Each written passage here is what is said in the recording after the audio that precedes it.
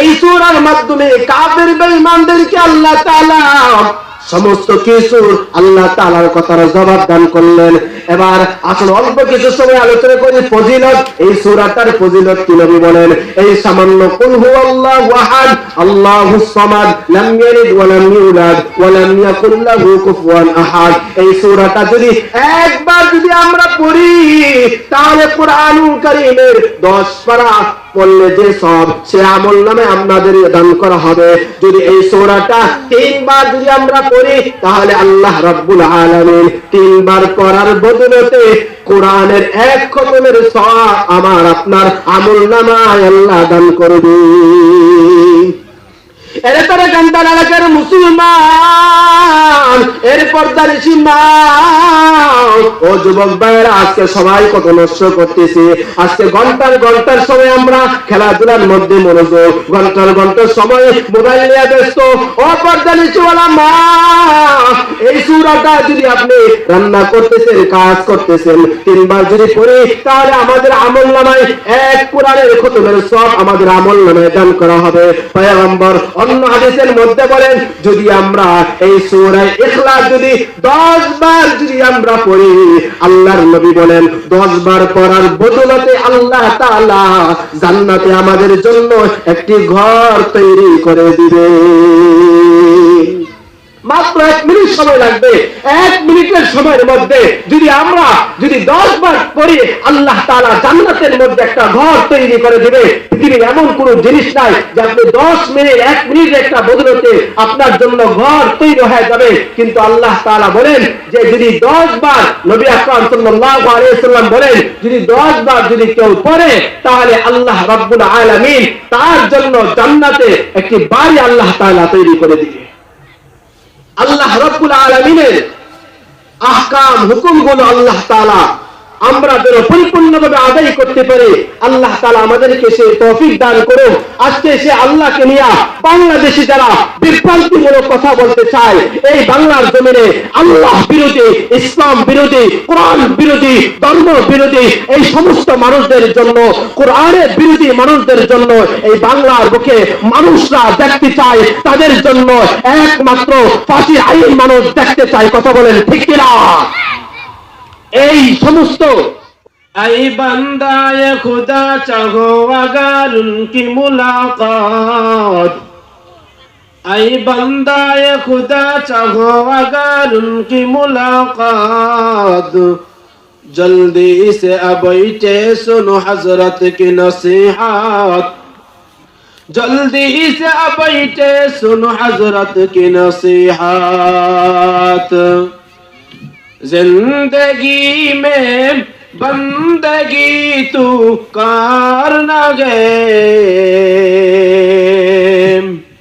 जिंदगी बे बंदगी शर्मिंदा है, जिंदगी बे बंदगी शर्मिंदा है।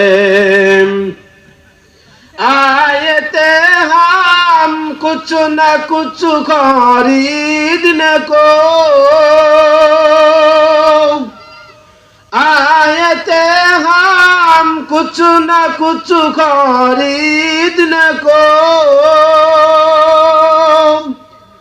जैसे हर रोशन मेरे कल्बर हो, वरना कोई चारा तो जहाँ मैंने है, वरना कोई चारा तो जहाँ मैंने है।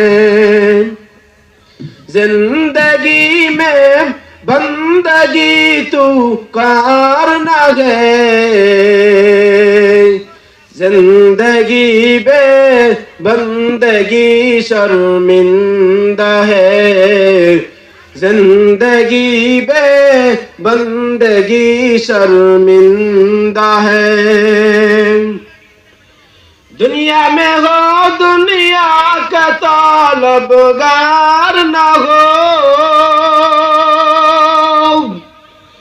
दुनिया में हो दुनिया का तलबगार न हो, बाजार से गुजर हो खरीददार ना हो। ये दुनिया एक मिसल कागज फूल है। ये दुनिया एक मिसल कागज फूल है। जिंदगी में बंदगी तू करना है। जिंदगी बे बंदगी शर्मिंदा है। जिंदगी बे बंदगी शर्मिंदा है। अल्हम्दुलिल्लाह, महान अल्लाह ताआलार काছে লাখো কোটি শুকর। তারাকান্দা বাইতুল মামুর জামে মসজিদের উদ্যোগে আয়োজিত 2 দিন ব্যাপী ইসলামী মহাসম্মেলনে আজ প্রথম দিন। আল্লাহ রাব্বুল আলামিনের কাছে লাখো কোটি শুকর যে আল্লাহ রাব্বুল আলামিন আমাদেরকে ধারাবাহিকভাবে আলোচনা করার পর থেকে মাগরিব থেকে এ পর্যন্ত আল্লাহ তাআলা আমাদের সকলকে এই দিনই মজলিসে আসার এবং বসার কিছু কথা বলার, আমি নাদান গুনাহগার মানুষের জবান থেকে অল্প কিছু কোরআন এবং হাদিসে আলোচনা করার মতো তৌফিকটুকু দান করেছেন। এজন্য মহান আল্লাহ তাআলার নিকট কালিমাতুশ শুকর আদায় করি আলহামদুলিল্লাহ।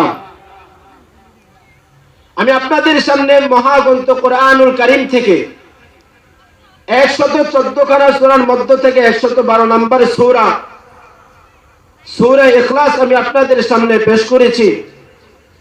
রাসূল আকরাম সাল্লাল্লাহু আলাইহি ওয়াসাল্লামের অসংখ্য অগণিত হাদিসের বাণী থেকে এক টুকরা হাদিস আপনাদের সামনে পেশ করেছি। আয়াত এবং হাদিসকে সামনে রেখে অল্প কিছু আলোচনা করার চেষ্টা করব ইনশাআল্লাহ। মুহতারাম হাজিরিন, আজকে এই যে দিনে একটি মজলিস, এটা আল্লাহ তাআলার পক্ষ থেকে একটা বড় নিয়ামত। কারণ এই জায়গার মধ্যে যখন কোরআন এবং হাদিসের যখন আলোচনা করা হয়, আল্লাহ রাসূল সাল্লাল্লাহু আলাইহি ওয়াসাল্লাম বলেন, যেই জায়গার মধ্যে কোরআন এবং হাদিসের আলোচনা করা হয় ওই জায়গার মধ্যে ওয়া নাযালাত আলাইহিমুর রাহমা, আল্লাহ রাসূল বলেন ওই জায়গার মধ্যে আল্লাহ তাআলার রহমত নাজিল হয়। ওয়া যাকারাহুমুল্লাহু ফী মান ইনদা, এবং আল্লাহ তাআলা তার ওই ফেরেশতাদের সাথে আল্লাহ তাআলা আলোচনা করতে থাকেন। এই জন্য সৌভাগ্যবান মানুষের উচিত হলো আজকের এই নিয়ামতকে কদর করা। এই দিনে মজলিস সবসময় আর হবে না। আজ আমরা মানুষ অনেকে আসি, ওয়াজ শুনি, অনেকে 5 বছর পর্যন্ত, 10 বছর পর্যন্ত, 20 বছর পর্যন্ত ওয়াজ নসিহত শোনার পর আমাদের জীবনের পরিবর্তন আসে না। এখনো পর্যন্ত আমরা দাড়িটা রাখতে পারি না। এখনো পর্যন্ত আমরা 5 ওয়াক্ত নামাজিওয়ালা হতে পারি না। এখনো পর্যন্ত সুদ ছাড়তে পারি না। এখনো পর্যন্ত ঘুষ ছাড়তে পারি না। এখনো পর্যন্ত বিড়ি সিগারেট পর্যন্ত আমরা ছাড়তে পারি না। এই জন্য ওয়াজ শুনতে হবে, শুধু ওয়াজ শুনতে হবে, আমলের নিয়তে ওয়াজ শুনতে হবে। এই জন্য আমরা বড় বড় বুজুর্গে কেরাম এখানে আসবেন, যারা আমরা শুনবো, আমলের নিয়তে চেষ্টা করব। আল্লাহ তাআলা আমাদের সকলকে তৌফিক দান করুন, বলেন আমিন। তো যে আয়াতি কারিমা তেলাওয়াত করেছি সূরা ইখলাস, এই সূরাটা আল্লাহ তাআলা কেন নাযিল করেছেন? এই সূরাটা নাযিল হওয়ার একটা কারণ, কিছু জিনিস যখন সংগঠিত হয়, একটা মারামারি যখন সংগঠিত হয়, ওই মারামারির একটা কারণ আছে। তো আল্লাহ তাআলা এই সূরাটা আল্লাহ তাআলা নাযিল করেছেন। আল্লাহ তাআলা কোন পরিপ্রেক্ষিতে আল্লাহ তাআলা এই সূরাটা নাযিল করেছেন? বলে যখন মক্কার মূর্তি পূজকরা, কাফের, বেঈমানরা, ইহুদি, মুশরিকরা যখন আমার আল্লাহ সম্পর্কে এরা বাজে মন্তব্য করতে লাগলো, বলতে লাগলো, ও মুহাম্মদ, তুমি আমাদেরকে কোন আল্লাহর প্রতি তোমরা দাওয়াত দিতেছো? তোমার আল্লাহ তাআলার বংশের পরিচয় দাও। তোমার আল্লাহ তাআলা ঘুমায় কিনা? তোমার আল্লাহর কোনো ছেলে সন্তান আছে কিনা? এই সমস্ত বিভ্রান্তিমূলক কথা যখন আল্লাহর পয়গম্বরকে বলতে লাগলেন, আল্লাহ তাআলা তখন সূরা নাযিল করে দিলেন। আল্লাহ তাআলা বলেন, কুল হুয়াল্লাহু আহাদ, ও পয়গম্বর আপনি তাদেরকে বলে দেন আমি আল্লাহ তাআলা হলাম একক, অদ্বিতীয়। এরা তো অনেক মূর্তি পূজকরা বিভিন্ন মূর্তি পূজা এরা করত, কিন্তু আপনি এদেরকে শুনিয়ে দেন যে আমি হলাম এক আল্লাহ, এক আল্লাহর দাওয়াত তোমাদেরকে আমি দিতেছি। আমার আল্লাহ রাব্বুল আলামিন হলো এক, আল্লাহুস সামাদ। আল্লাহ তাআলা জানাইয়া দাও পয়গম্বর, আপনি জানাইয়া দেন আমার আল্লাহ তাআলা হলো অমুখাপেক্ষী। আমরা দুনিয়াতে যত মানুষ আছি, আমরা কেউ না কারোর উপর আমরা নির্ভরশীল হয়ে যাই, কিন্তু আল্লাহ তাআলা বলেন ও পয়গম্বর কাফের মুশরিকদেরকে জানাইয়া দেন আমার আল্লাহ তাআলা কোন মানুষের প্রতি আল্লাহ তাআলা নির্ভরশীল না। আমার আল্লাহ তাআলা হলো तमाम পৃথিবীর সমস্ত মানুষের চাইতে মুখাপেক্ষী। এবার আমার নবীকে আল্লাহ তাআলা জানাইয়া দেন ও পয়গম্বর ওই কাফের মুশরিকরা বলতে লাগলো আমার আল্লাহ তাআলার কোন ছেলে সন্তান আছে কিনা?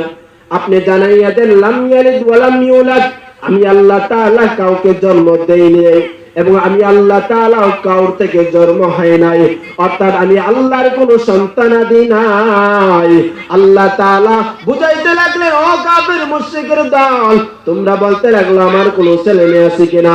আমার কোনো ছেলে মেয়ে নাই, আমি আল্লাহ তাআলা কাউ থেকে জন্ম নেই নাই এবং আমি আল্লাহ তাআলা কাউকে জন্ম দেই নাই। আল্লাহ তাআলা বলে দেন ওয়ালাম ইয়াকুল লাহু কুফুয়ান আহাদ। আল্লাহ তাআলা বলে ও পয়গম্বর ওই কাফের ইহুদি মুশরিকদেরকে জানিয়ে দেন যে আমার আল্লাহ রাব্বুল আলামিনের মতো সমকক্ষ সমপরিমাণ সমশক্তি পরিমাণ আমার আল্লাহর মতো শক্তিশালী আর কেউ নাই। আল্লাহ তাআলা কোনো গুমান না। আল্লাহ তাআলা কুরআনুল কারীমের মধ্যে আল্লাহ তাআলা জানিয়ে দেন আল্লাহুল্লাযী লা ইলাহা ইল্লা হুয়াল হাইয়ুল কাইয়্যুম লা তাখুযুহু সিনাতুন ওয়া লা নাওম। আল্লাহ তাআলা হলেন এমন মালিক যে আল্লাহর কোনো তন্দ্রা নাই, যে আল্লাহ কোনো কুমান না। মুসা আলাইহি ওয়াসসালাতু ওয়াসসালাম একদিন মনে মনে মনে তিনি ভাবতে লাগলেন যে আমার আল্লাহ তাআলার কোনো গোব আছে কিনা। এই ভাবতে যখন লাগলেন তখন মুসা আলাইহি ওয়াসসালাতু ওয়াসসালামের সামনে জিবরাইল আমিন হাজির। জিবরাইল আমিন হাজির হয়ে গেলেন। মুসা পয়গম্বর বলেন জিবরাইল আমিন আপনি হঠাৎ করে আমার সামনে চলে আসলেন, বলে আপনি মনে মনে মনে কি ধারণা করতেছেন? এবার মুসা আলাইহি ওয়াসসালাতু ওয়াসসালাম বলতে লাগলো ও জিবরাইল আমিন তুমি কিভাবে জানতে পারলে আমি মনে মনে কি ধারণা করতেছি? তুমি কি আমার মনের খবর জানো কিনা? জিবরাইল আমিন বলেন ও পয়গম্বর আমি তো আপনার মনের খবর জানি না, কিন্তু আমাদের সকলের মনের খবর জানে কে? আল্লাহ তাআলা জানেন। আল্লাহ তাআলা আমাকে পাঠিয়ে দিয়েছেন। এবার মুসা পয়গম্বর বলতে লাগলেন ও জিবরাইল আমিন এবার আমার কি কোনো শাস্তি হবে কিনা, কোনো পরীক্ষা দিতে হবে কিনা? এবার জিবরাইল আমিন বলেন অবশ্যই, যেহেতু আপনি ধারণা করেছেন আল্লাহ তাআলার কোনো ঘুম আছে কিনা, এবার আপনাকে পরীক্ষা দিতে হবে। বলে কি পরীক্ষা? জিবরাইল আমিন বলেন ও পয়গম্বর এবার আপনাকে পরীক্ষা দিতে হবে। দুই হাতের মধ্যে দুইটা গ্লাস নিয়ে আপনি দাঁড়িয়ে থাকেন। বলে কতক্ষণ পর্যন্ত দাঁড়িয়ে থাকবো? বলে আর কোনো সীমানা নাই, আপনি দাঁড়িয়ে থাকেন। এবার মুসা আলাইহি ওয়াসসালাতু ওয়াসসালাম দুই হাতের মধ্যে দুই গ্লাস নিয়ে দাঁড়িয়ে রইল। কিন্তু মুসা পয়গম্বর দাঁড়িয়ে থাকতে থাকতে থাকতে হঠাৎ যখন শরীরের মধ্যে ক্লান্ত চলে আসলো আর যখন একটু ঘুম চলে আসলো, মুসা আলাইহি ওয়াসসালাতু ওয়াসসালামের হাত থেকে গ্লাসটা জমিনের মধ্যে পড়ে ভেঙে চুরমার হয়ে গেল। এবার আল্লাহ তাআলার পক্ষ থেকে জিবরাইল আমিন হাজির। এবার জিবরাইল আমিন বলেন মুসা আপনার হাত থেকে গ্লাসটা কেন পড়ে গেল?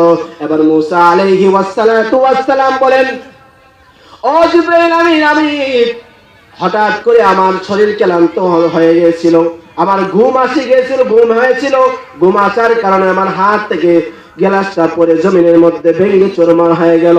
এবার আল্লাহ তাআলা মুসা পয়গম্বরকে এটাই জানিয়ে দিলেন ও মুসা পয়গম্বর সামান্য 1 সেকেন্ডে ঘুমের কারণে তোমার হাত থেকে গ্লাসটা জমিনের মধ্যে পড়ে ভেঙে গেল। আর যে হাতের মধ্যে আমার 7 আসমান জমি পাহাড় পর্বত সূর্য চন্দ্র আমি আল্লাহ তাআলা চালাইতেছি। এবার যদি আমার যদি একটু ক্লান্তির কারণে আমি ঘুমাইয়া যাই, গ্যালাসটা যেরকম ভেঙে চুরমার হয়ে গেছে, সাত আসমান, সাত জমিন, আসমান সূর্য সব কিছু ধ্বংস হয়ে যাবে। এই জন্য আল্লাহ রাব্বুল আলামিন এই সূরার মাধ্যমে কাফের বেঈমানদেরকে আল্লাহ তাআলা সমস্ত কিছুর আল্লাহ তাআলার কথার জবাব দান করলেন। এবার আসলে অল্প কিছু সময় আলোচনা করি ফজিলত। এই সূরাটার ফজিলত কি নবী বলেন? এই সামান্য কুল হুয়াল্লাহু আহাদ, আল্লাহুস সামাদ।